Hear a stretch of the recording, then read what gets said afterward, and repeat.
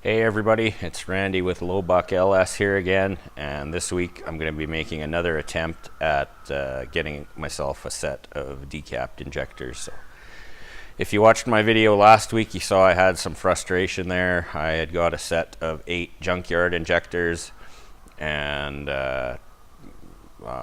tried to flow them and decap them, and I think I basically wrecked them because I had dirt in my fuel injector test stand here that I built.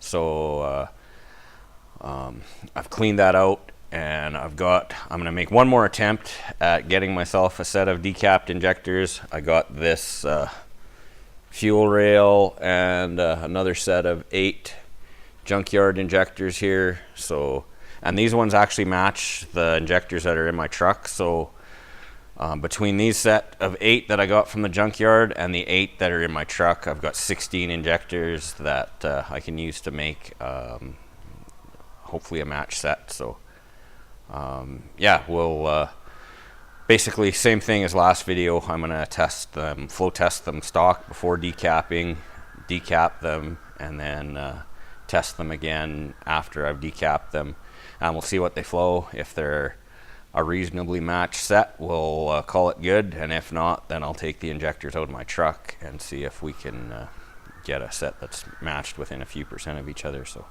we'll get started here. Okay guys, I'm just getting ready to test these new, or not new obviously, but the latest batch of injectors I got from the junkyard, but wanted to stop and take a couple minutes to show you some stuff that I'm learning. I'm learning this stuff as I go, so just wanted to. I didn't realize, like, these are the first batch of junkyard injectors I got. They're a Denso, and they're from Flex Fuel. They were from an '02 Tahoe, and they are quite a bit different than this last batch that I got, which are a Delphi, and they're from the non-Flex Fuel, and those should be the ones that I have in my truck. So part numbers are there. But they're actually they're a different length. Like, let me get them back to back here. I don't know, the non-flex fuel version doesn't look like it's that much difference in but I think the cap takes up part of it. But the non-flex fuel version is probably an 1/8 inch to 3/16 of an inch shorter. So on my injector stand here, I had to use some washers to take up that extra space. And the other thing that I didn't know is the connectors are different, because I got connectors with this first batch of junkyard injectors, and that connector looks like that. And so I didn't get the connectors with these injectors because I thought, oh, I've already got 8 of those ones. But it's actually a different connector. It looks like that, and this connector won't plug into that injector. So for now, I'm just having to, I just jerry-rigged a couple of like butt splices that I kind of trimmed the insulation half off on one side, so just for testing them on the bench here. And then when I use them in the truck, I've got this style of connector already on there, and so I shouldn't need to get the right plugs for it because they should already be on the truck. So yeah, just wanted to point out, I thought truck injectors, like for the 4.8, 5.3, and 6 liter were all basically interchangeable, but if you've got the flex fuel ones, they're a different plug and a different length than the non-flex fuel ones. So now I'll get back to testing my injectors on the test stand here. Okay, so I'm getting ready to test my first injector here, so we'll give her another, got my timer rigged up here for 30-second shot. Problem with using this funnel, it keeps all the fluid in, but it's hard to see the spray pattern. But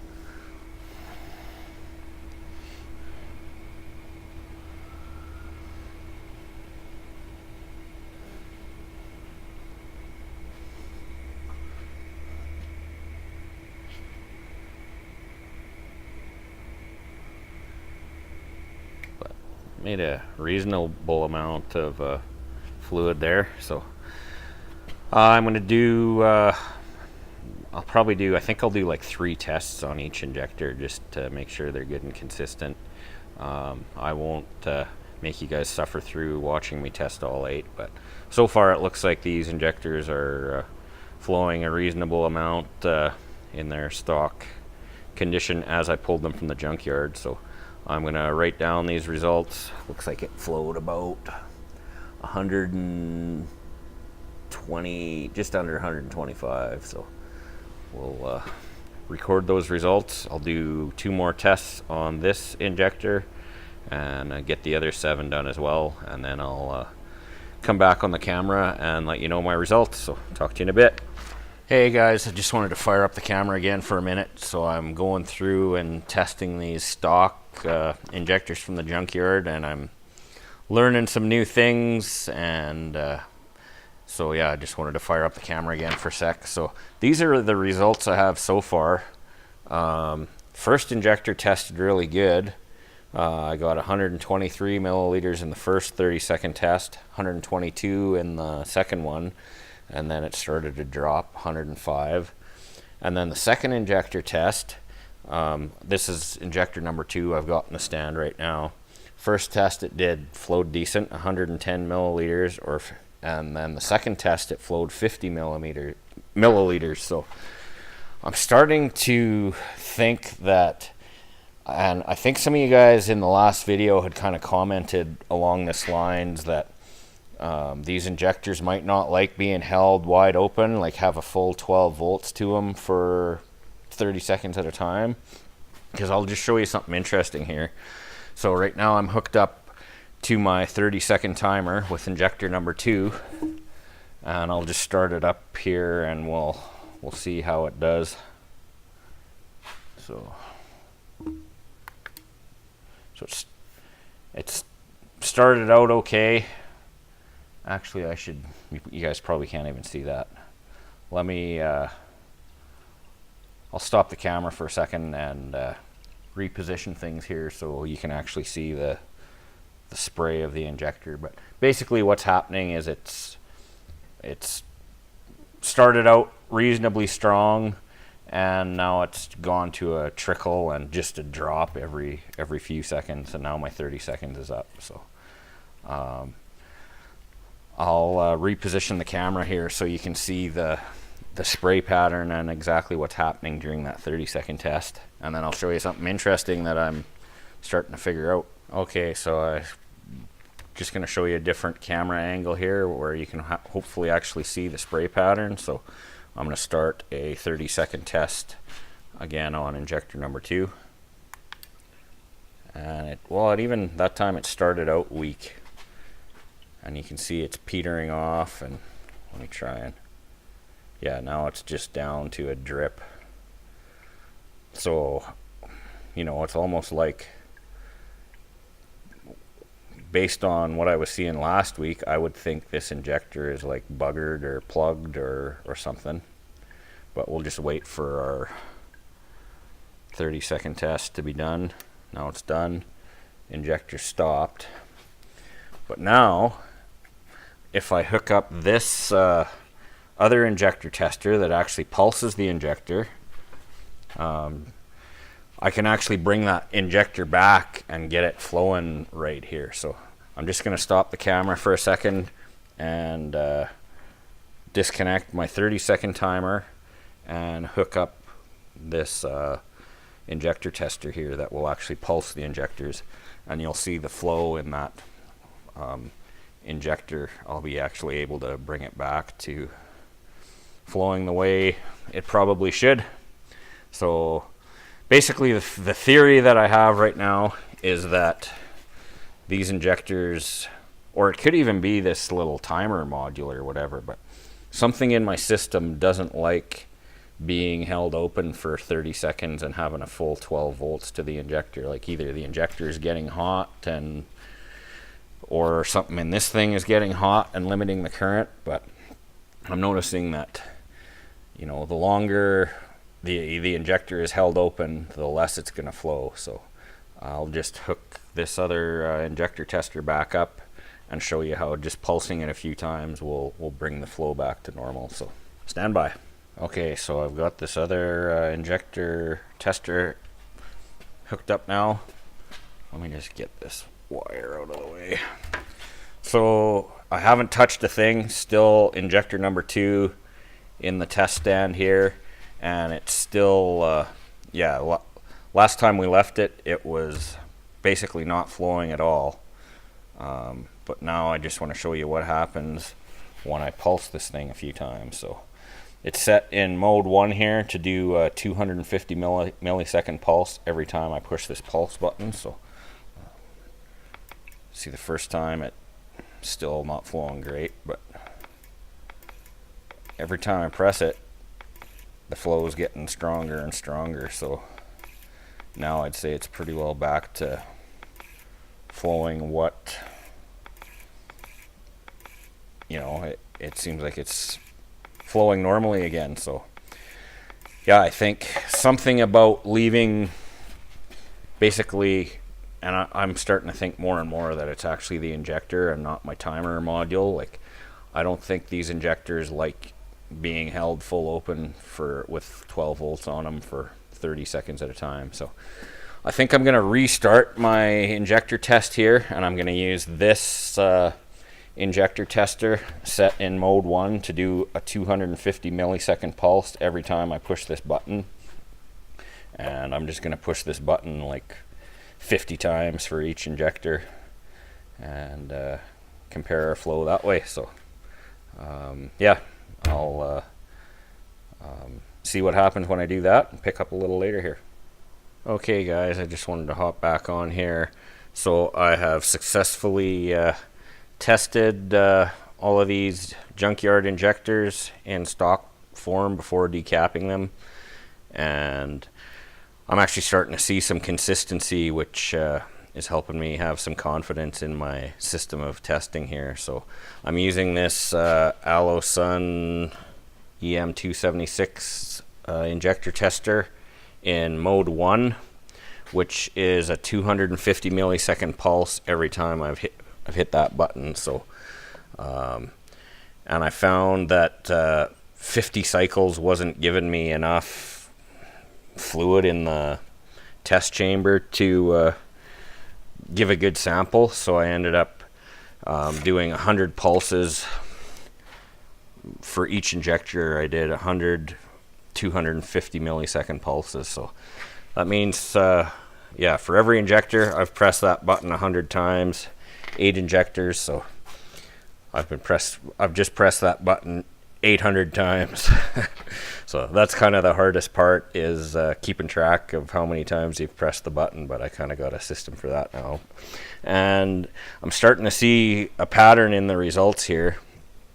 At first I started out doing just 2 or doing 3 tests per injector, but again I was noticing on the 3rd test this time around I was starting to see a change in the numbers, so I just went with 2 tests for the last 6. So yeah, fairly consistent here. Like on the first one I got 50 milliliters on the first test and 45 on the second, and second one I got 98 on the first and 95 on the second, and then 15 and 22. Obviously this one's plugged or garbage or something. And then all the rest of them were like super consistent. So like 98, 95, 98, 95, 97, 97, 97, 97, 95. So I'm fairly confident that these are the readings of a good injector just because they're all consistent, eh? So now I've kind of got a baseline of what stock non-flex fuel junkyard injector flows in good condition at 100 times of 250 milliseconds per pulse. So yeah, so I can see that 6 out of these 8 look like they're good. So in combination with the 8 that are in the truck, I'm fairly confident that we'll be able to get a set of 8 good injectors that are reasonably well matched. But so for now I'm gonna decap them, and I'm gonna service them too. I'll show how to do that, and then we'll flow test them again and see how our numbers compare with the results I just got. So, but I'm fairly encouraged anyways to see some consistency and repeatability in here, so gives me some hope. So I'll decap these things and test them again and get back to you soon here. Okay, so I ran out of daylight, so I stopped for the night, and now I am back the next day, and I've decapped all 8 injectors here. You can see I've got all the little diffuser plates, or whatever you want to call them, ground off of them. So now I'm going to show you guys how I'm going to go through all 8 injectors and put new filters in them. So just going to show you how I pull the filters out and put new filters in. Okay, so to take the filter out of the end of the injector, I'm just using I think it's like a number 10, basically like a sheet metal screw. So I basically just thread it into the filter a couple turns. Then I take my MIG pliers, grab the screw like that, and just give her a couple whacks, and you can see the filter came out with the screw. And then I'll turn the injector up in the vise like this. Just gotta grab a new filter here.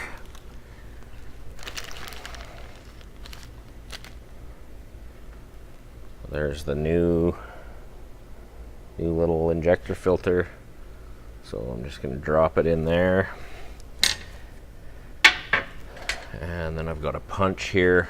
I'm just going to tap it down gently, and you can kind of feel where it stops there. So there is a new filter. So I'm going to put new filters in all 8 of my decapped injectors, and then we're going to flow test them again on the test stand here. So we'll be back shortly.